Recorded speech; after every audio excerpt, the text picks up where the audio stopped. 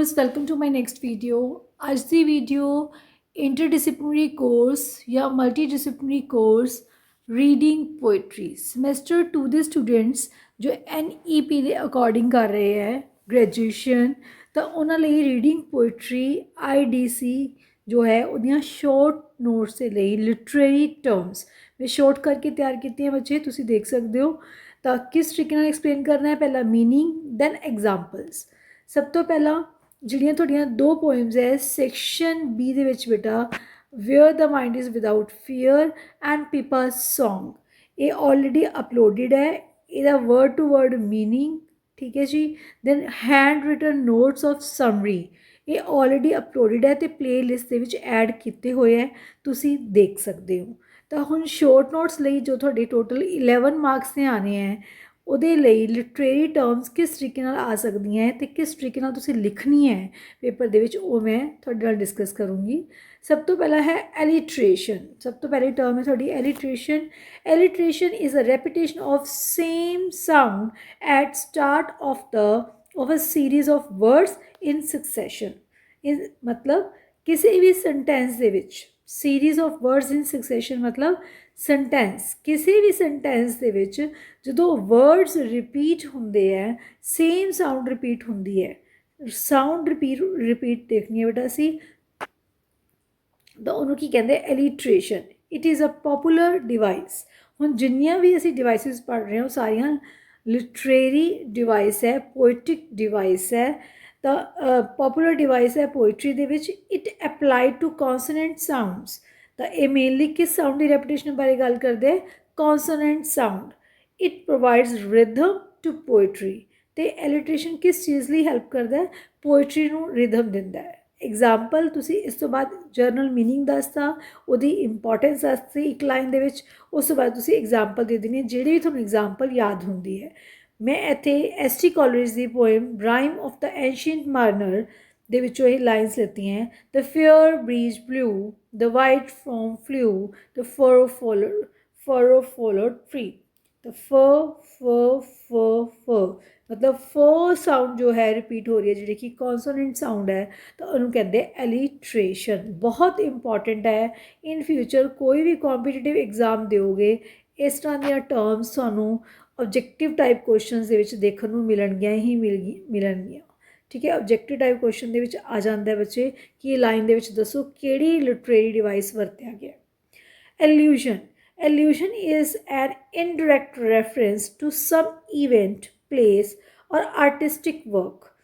Allusion ਅਸੀਂ ਪੰਜਾਬੀ 'ਚ ਕਹਿ ਦਿੰਦੇ ਹਾਂ ਭਰਮ ਸਾਨੂੰ ਭਰਮ ਹੋ ਗਿਆ ਹੈ ਨਾ ਵਹਿਮ ਹੋ ਗਿਆ ਸਾਨੂੰ ਤਾਂ ਇਨਡਾਇਰੈਕਟ ਰੈਫਰੈਂਸ ਹੈ ਕਿਸੇ ਵੀ ਈਵੈਂਟ ਲਈ ਕਿਸੇ ਜਗ੍ਹਾ ਲਈ ਕਿਸੇ ਲਿਟਰੇਰੀ ਵਰਕ ਦੇ ਲਈ ਔਰ ਨੇਚਰ ਦੇ ਲਈ The writer does not explain directly but depends on the reader's familiarity. ਹੁਣ allusion ਕੀ ਹੈ ਕਿ ਰਾਈਟਰ ਖੁਦ ਸਾਰੀ ਗੱਲ ਕਨਵੇ ਨਹੀਂ ਕਰਦਾ ਉਹ ਰੀਡਰ ਦੀ ਅਤੇ ਆਡੀਅੰਸ ਦੀ ਫੈਮਿਲਿਅਰਿਟੀ 'ਤੇ ਡਿਪੈਂਡ ਕਰਦਾ the purpose of writer to evoke association add layers of meaning and to enhance understanding 3 point ਬਣ ਗਏ ਬੇਟਾ ਪਰਪਸ ਕੀ ਰਾਈਟਰ ਦਾ ਟੂ ਇਵੋਕ ਐਸੋਸੀਏਸ਼ਨ ਮਤਲਬ ਉਹਨਾਂ ਦਾ ਕਿਵੇਂ ਉਹ ਰਿਲੇਟ ਕਰਦੇ ਹੈ ਜੋ ਰੀਡਰ ਜਾਂ ਆਡੀਅੰਸ ਹੈ ਉਹ ਕਿਵੇਂ ਰਿਲੇਟ ਕਰਦੀ ਹੈ ਚੀਜ਼ਾਂ ਨੂੰ ਉਸ ਚੀਜ਼ ਨਾਲ ਉਸ ਤੋਂ ਬਾਅਦ ਲੇਅਰਸ ਆਫ ਮੀਨਿੰਗ ਹਰ ਸੈਂਟੈਂਸ ਦਾ ਇੱਕ ਵੱਖਰਾ ਮੀਨਿੰਗ ਹੈ ਵੱਖਰੀ ਫੀਲਿੰਗ ਹੈ ਵੱਖਰੇ ਲੋਕ different people interpret the lines differently ਤਾਂ ਉਹ ਕਿਹੜੀ ਲੇਅਰ ਆਫ ਮੀਨਿੰਗ ਨੂੰ ਅੰਡਰਸਟੂਡ ਕਰਦੇ ਹੈ and to enhance understanding enhance ਮਤਲਬ ਵਧਾਉਣਾ ਅਤੇ ਉਹ ਜੋ ਹੈ ਰੀਡਰ ਦੀ ਅੰਡਰਸਟੈਂਡਿੰਗ ਨੂੰ ਵੀ ਵਧਾਉਂਦੇ ਹੈ for example the place is like a garden of Eden ਤਾਂ ਹੁਣ ਇਹ ਕੀ ਹੈ ਗਾਰਡਨ ਆਫ ਐਡਨ ਕੀ ਹੈ ਇੱਕ ਬਿਬਲੀਕਲ ਐਲਿਊਸ਼ਨ ਹੈ ਬਿਬਲੀਕਲ ਮਤਲਬ ਬਾਈਬਲ ਦੇ ਵਿੱਚ ਇੱਕ ਗਾਰਡਨ ਆਫ ਐਡਨ ਦੀ ਗੱਲ ਕੀਤੀ ਗਈ ਹੈ ਜਿਸ ਦੇ ਵਿੱਚ ਐਡਮ ਅਤੇ ਈਵ ਜੋ ਹੈ ਬਹੁਤ ਇੰਜੋਏ ਕਰਦੇ ਸੀ ਇੱਕ ਬਹੁਤ ਇਹੋ ਜਿਹਾ ਗਾਰਡਨ ਹੈ ਜਿਹਦੇ ਵਿੱਚ ਐਪਲ ਟਰੀ ਹੈ ਜਿਹਨੂੰ ਕਿ ਮੰਨਿਆ ਜਾਂਦਾ ਕਿ ਜੇ ਉਹਨੂੰ ਕੋਈ ਖਾ ਲੇ ਤਾਂ ਉਹ ਹਮੇਸ਼ਾ ਲਈ ਅਮਰ ਹੋ ਜਾਂਦਾ ਹੈ ਤਾਂ ਅਸੀਂ ਕਿਸੇ ਜਗ੍ਹਾ ਨੂੰ ਦੇਖ ਕੇ ਕਹੀਏ ਵੀ ਇਹ ਜਗ੍ਹਾ ਤਾਂ ਗਾਰਡਨ ਆਫ ਐਡਨ ਵਰਗੀ ਹੈ ਗਾਰਡਨ ਆਫ ਐਡਨ ਵਰਗੀ ਹੈ ਤਾਂ ਮੀਨਸ ਇਹ ਅਸੀਂ ਐਲਿਊਸ਼ਨ ਤਾਂ ਮੈਂ ਕਿਹਾ ਵੀ ਮੇਰਾ ਤਾਂ ਘਰ ਹੀ ਕੈਨੇਡਾ ਹੈ ਨਾ, ਜੇ ਮੈਂ ਕਹਿ ਦਈਏ ਮੇਰਾ ਤਾਂ ਘਰ ਹੀ ਕੈਨੇਡਾ ਹੈ ਤਾਂ ਮਤਲਬ ਅਸੀਂ ਇਹ ਇਲੂਜ਼ਨ ਹੈ ਕਿ ਮੈਨੂੰ ਮੇਰਾ ਘਰ ਕੈਨੇਡਾ ਵਰਗਾ ਲੱਗਦਾ ਹੈ। ਤਾਂ ਇਹ ਕੀ ਹੈ, ਸਮਝਣ ਵਾਲੇ ਦੀ ਹੁਣ ਉਸ 'ਤੇ ਹੈ ਕਿ ਅਸੀਂ ਕਿਸ ਲੇਅਰ ਨੂੰ ਸਮਝੇਗਾ, ਕਿਸ ਮੀਨਿੰਗ ਨੂੰ ਸਮਝੇਗਾ, ਕੀ ਮੀਨਿੰਗ ਨਿਕਾਲੇਗਾ ਸਾਡੇ ਉਸ ਵਰਡਿੰਗ ਤੋਂ। ਇਹ ਸੀ ਬੱਚੇ ਇਲੂਜ਼ਨ। ਅਤੇ ਇਲੂਜ਼ਨ, ਇਹ ਵਾਲਾ ਜੋ ਇਲੂਜ਼ਨ ਦੀ ਐਗਜ਼ਾਮਪਲ ਦਿੱਤੀ ਹੈ ਇਹ ਕਿੱਥੋਂ ਲਿੱਤੀ ਗਈ ਹੈ, ਬਾਈਬਲ ਤੋਂ ਹੀ ਲਿੱਤੀ ਗਈ ਹੈ। ਨੈਕਸਟ ਦੇਖੋ ਬੱਚੇ, ਨੈਕਸਟ ਹੈ ਇਮੇਜਰੀ। ਇਮੇਜਰੀ ਦੀ ਲੌਂਗ ਵੀ ਮੈਂ ਕਰਵਾਈ ਹੋਈ ਹੈ, ਸਾਊਂਡ ਇਮੇਜਰੀ ਤੁਸੀਂ ਦੇਖ ਸਕਦੇ ਹੋ, ਲੌਂਗ ਵੀਡੀਓ ਵੀ ਪਾਈ ਹੋਈ ਹੈ, ਆਲਰੇਡੀ ਅਪਲੋਡਿਡ ਹੈ। Imagery is a literary device used in poetry, novels and other writings. Imagery ਕੀ ਇੱਕ ਪੋਇਟਰੀ ਡਿਵਾਈਸ ਹੈ ਜਿਹੜਾ ਕਿ ਨੋਵਲਸ ਦੇ ਵਿੱਚ ਅਤੇ ਹੋਰ ਰਾਈਟਿੰਗਸ ਦੇ ਵਿੱਚ ਵਰਤਿਆ ਜਾਂਦਾ ਹੈ। It appears to readers sense to create an image or idea in their minds। ਤੇ ਇਹ ਕੀ ਹੈ, ਰੀਡਰ ਦੇ ਸੈਂਸਿਸ ਦੇ ਵਿੱਚ ਅਪੀਅਰ ਹੁੰਦੀ ਹੈ ਤਾਂ ਕਿ ਉਹ ਆਪਣੇ ਦਿਮਾਗ ਦੇ ਵਿੱਚ ਕੋਈ ਨਾ ਕੋਈ ਇੱਕ ਇਮੇਜ, ਇੱਕ ਪਿਕਚਰ ਬਣਾ ਸਕਣ। And image is a picture made out of words. ਅਤੇ ਅਸੀਂ ਆਡੀਅੰਸ ਨੇ ਜਾਂ ਰੀਡਰ ਨੇ ਉਹ ਪਿਕਚਰ ਕਿਵੇਂ ਬਣਾਉਣੀ ਹੁੰਦੀ ਹੈ ਬੱਚੇ, ਥਰੂ ਦਾ ਵਰਡਸ, ਕੁਛ ਵਰਡਸ ਜੋ ਤੁਹਾਡੇ ਲਿਖੇ ਗਏ ਹੈ ਉਸ ਤੋਂ ਬਣਾਉਣੀ ਹੈ।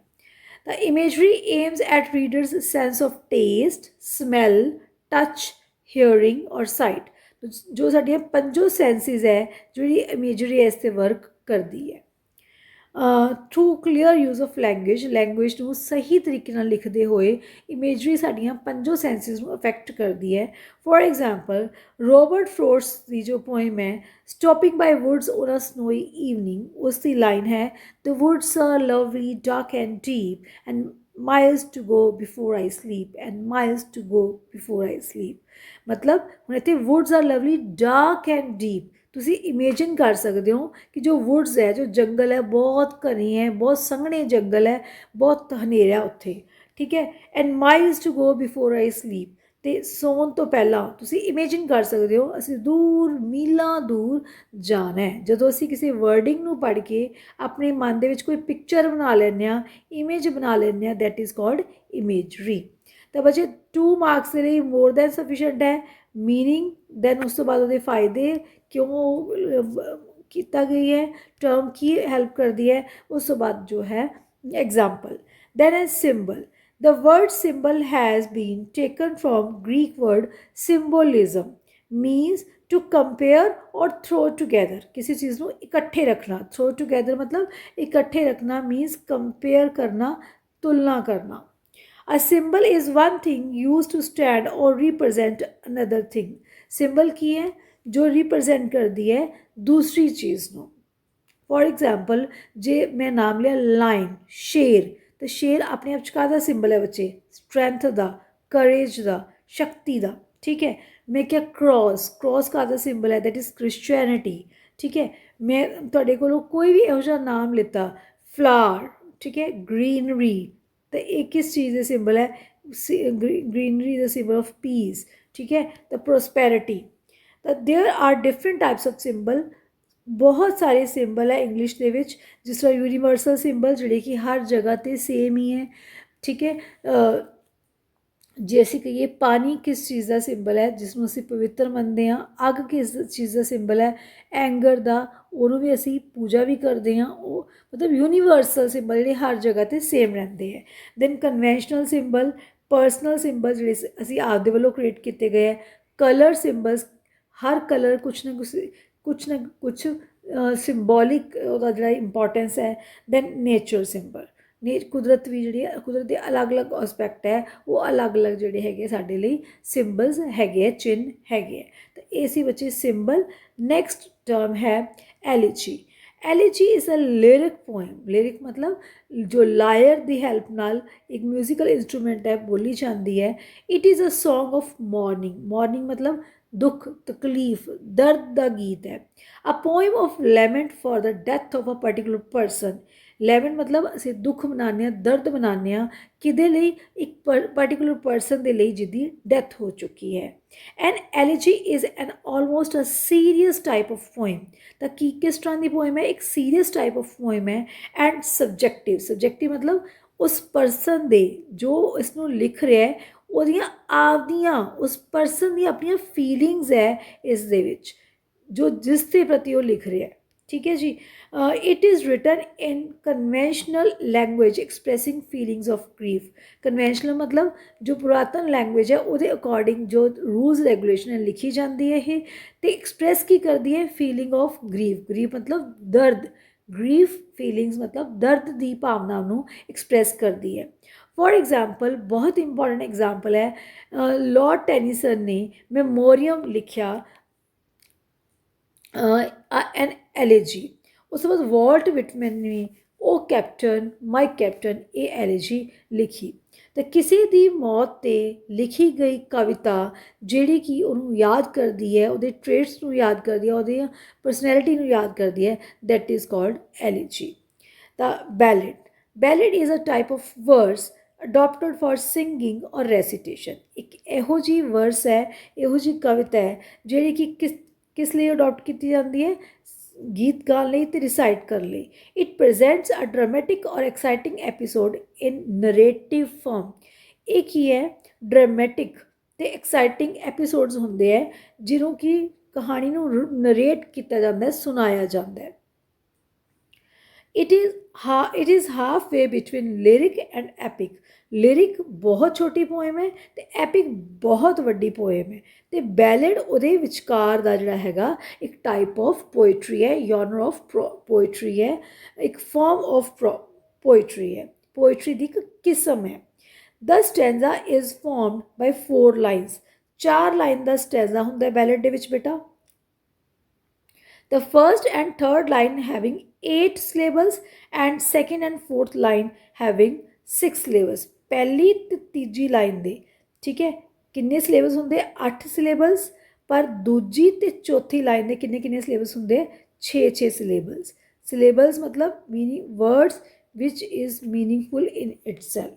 ठीक है जी, पहली ते चौथी लाइन दे 8 syllable ते सॉरी पहली तो तीजी लाइन दे दूजी ते चौथी लाइन दे 6 सिलेबस होंगे है। हाँ जी, the rhyming scheme is A B C B. Rhyming scheme की है ए बी सी बी। हुण एग्जाम्पल्स किहड़ियां एस टी कॉलरेज की poem rime of ancient mariner example है Keats's la belle dame sans merci means a beautiful lady without mercy without kindness.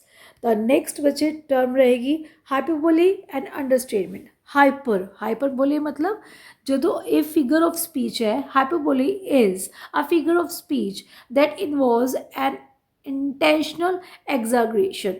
Intentional मतलब जान बुझ के, एग्जैगरेट करना मतलब बहुत वधा चढ़ा के बोलना। Its purpose is to draw attention to something. इसका मकसद की है, वधा चढ़ा के बोलन का मकसद की है कि किसी की अटेंशन ध्यान अपने वाल लियाना। For example I have told you a million times. असी अक्सर कह दें मैं 100 बारी कहता, 1000 बारी कहता, तो असी एग्जैगरेट कर रहे हैं उस गल नूं। ठीक है, मैनू इन्नी भुख लगी है, मैनू मेरे अंदर तो चूहे दौड़ रहे हैं। इट मीनस इट डजंट मीन कि सच्ची चूहे दौड़ रहे हैं, मीनस असी एग्जैगरेट करके कह रहे हैं कि मैनू बहुत ज़्यादा भुख लगी है। तो असी अपनी रोज़ाना की जिंदगी में यह वाली सेंटेंस इस तरह दी चीज़ा बहुत ज़्यादा यूज़ हाइपरबोले बहुत ज़्यादा यूज़ करते हैं। Poet use hyperbole to create vivid imagery, highlight emotions और मेक स्टेटमेंट मैमोरेबल। पोइट्स क्यों यूज़ करते हैं हाइपरबोले? क्लीयर इमेज बनाने लई साडे मन दे विच, इमोशंस नूं बहुत ज़्यादा हाईलाइट करन दे लई ते स्टेटमेंट्स नूं हमेशा यादगिरी बनाउण दे लई। ये सी हाइपरबोले जिहड़ा कि असी एग्जैगरेट करते हैं, ज़्यादा दसते हैं, वधा चढ़ा के दसते हैं। यह है understatement which is opposite to hyperbole. Understatement is a literary device in which speaker और राइटर इंटेंशनली, दोनों गल्लां इंटेंशनली होंदियां, हाइपरबोले भी अंडरस्टेटमेंट भी, जानबूझ के minimises the importance of a situation, idea और इवेंट। फॉर एग्जाम्पल बहुत ठंड होवे तो असीं कहने तो बहुत गर्मी है। ठीक है, बहुत गर्मी होवे तो कहने ओहो इन्नी ठंड पई जाती है, and it's too cold in the when there is a extreme summer season. तो इनू की कहते understatement. It is opposite to hyperbole. Its purpose is to create humour in the writing. तो ये राइटिंग दे विच हास रस लैके आंदी है। आगे है बच्चे free verse. Free verse is also known as verse libre. Verse libre मतलब जोड़ी लिबरल फ्री है, ठीक है। There are no set rules. is a poetry that does not follow specific meter, rhyme structure or other traditional poetic forms। ਹੁਣ ਕੋਈ ਵੀ poetry लिखनी है तो ਉਹਦੇ अंदर मीटर भी होएगा, रिदम भी होएगी, राइम भी होएगी ਤੇ ਰਾਈਮ ਵੀ ਹੋਏਗੀ। ਪਰ ਜਿਹੜੀ ਇਹ ਪੋਇਟਰੀ ਹੈ ਇਹਦੇ ਵਿੱਚ ਫ੍ਰੀ ਵਰਸ ਦੇ ਵਿੱਚ ਕੋਈ ਵੀ ਟ੍ਰੈਡੀਸ਼ਨਲ ਜੋ ਰੂਲਸ ਰੈਗੂਲੇਸ਼ਨ ਹੈ ਫੋਲੋ ਨਹੀਂ ਕੀਤੇ ਜਾਂਦੇ, ਨਾ ਕੋਈ ਮੀਟਰ, ਨਾ ਕੋਈ ਰਾਈਮ, ਨਾ ਕੋਈ ਸਟਰਕਚਰ, ਠੀਕ ਹੈ। ਤਾਂ in free verse there is no structure, no natural rhythm or intentional line break occurs। ਵੀ ਜਾਣਬੁੱਝ ਕੇ ਲਾਈਨ ਨੂੰ ਤੋੜਿਆ ਜਾਂਦਾ ਹੈ। ਵਾਲਟ ਵਿਟਮੈਨ ਤੇ ਕਾਰਲ ਸੈਨਬਰਗ ਦੋਨੋਂ बहुत अच्छे एग्जाम्पल्स है ਜਿਹੜੇ कि फ्री वर्स ਨੂੰ यूज़ करते अपनी पोइट्री ਦੇ ਵਿੱਚ। ਇਸ ਤੋਂ ਇਲਾਵਾ ਤੁਹਾਡੀਆਂ ਲਿਟਰੇਰੀ ਟਰਮਸ ਜਿਹੜੀਆਂ ਕਿ ਰਾਈਮ ਦੈਨ ਮੀਟਰ ਇਹ ਸਾਰੀਆਂ ਅਪਲੋਡਡ ਹੈ। ਲਿਰਿਕ प्लेलिस्ट में बनाई हुई है बच्चे, तुसी ਉਹਦੇ ਚੋਂ देख सकते हो। ਤੇ ਦੋ poems where the mind is without fear people song already uploaded है, यू कैन वॉच। उम्मीद करदी हाँ ये टर्म्स ਤੁਹਾਨੂੰ ਸਮਝ ਆਈਆਂ। ਕੋਸ਼ਿਸ਼ ਕੀਤੀ ਹੈ ਬਹੁਤ ਛੋਟੀਆਂ ਬਣਾਉਣ ਦੀ ਤਾਂ ਕਿ ਤੁਸੀਂ ਪੇਪਰ 'ਚ ਅਟੈਂਪਟ ਕਰ ਸਕੋ ਸ਼ੋਰਟ ਨੋਟ ਲਈ। ਸੌਰੀ, ਜੇ ਅਜੇ ਤੱਕ ਤੁਸੀਂ ਇਸ ਚੈਨਲ ਸਬਸਕ੍ਰਾਈਬ ਨਹੀਂ ਕੀਤਾ please subscribe the channel and share the video to the needy student ताकि हर एक बच्चे तक ये वीडियो पहुंच सके। Thank you, God bless you.